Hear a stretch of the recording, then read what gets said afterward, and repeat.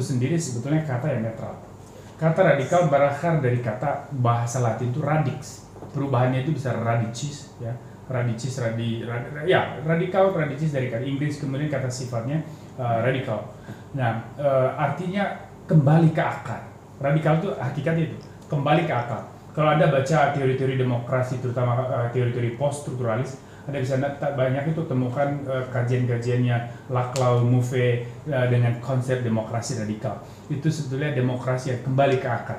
Nah, ini bagaimana radikalisme ini kemudian menjadi persoalan di kita, dan kita menggunakan kata itu hampir tiap hari di dalam dinamika sosial keagamaan.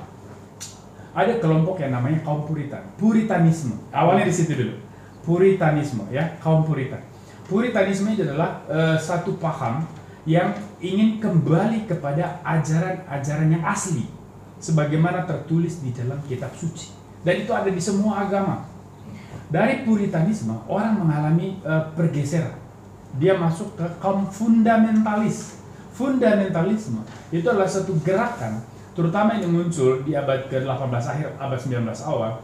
Itu gerakan yang kembali kepada fundament-fundament, dasar-dasar ajaran agama. Kenapa? Karena ketika itu muncul satu gelombang modernisasi yang dianggap mengganggu. Dan perlu kita pahami, fundamentalisme itu pertama kali muncul di dalam tradisi Kristiani, yaitu terjadi di Amerika. Kemudian fundamentalisme ini juga menular ke kawasan lain, termasuk ke Timur Tengah.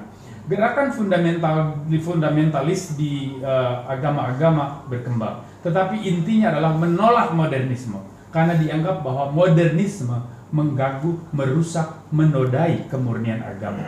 Dari fundamentalisme ini, orang bergeser.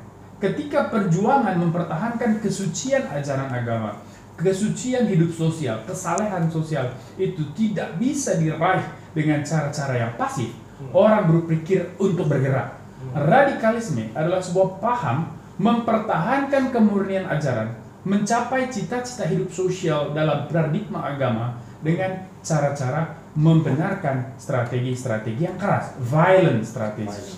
Ya, strategi-strategi kekerasan dibenarkan untuk tujuan menyelamatkan ajaran agama, menyelamatkan kesalehan sosial.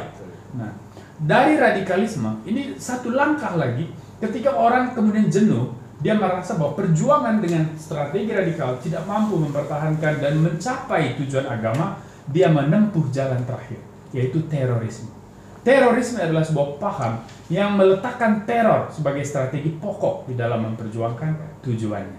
Jadi teman-teman, kata radikal dalam diskusi ini kembali ke dalam pemahaman yang tadi, ya, supaya kita semua tidak salah kaprah. Banyak yang radikal. Kita bicara nasionalisme juga bisa radikal. Istilahnya Herbert Field, Anda bisa baca bahwa nasionalisme radikal itu salah satu paradigma, satu ideologi yang juga membentuk konstelasi politik Indonesia 1945 sampai 1965.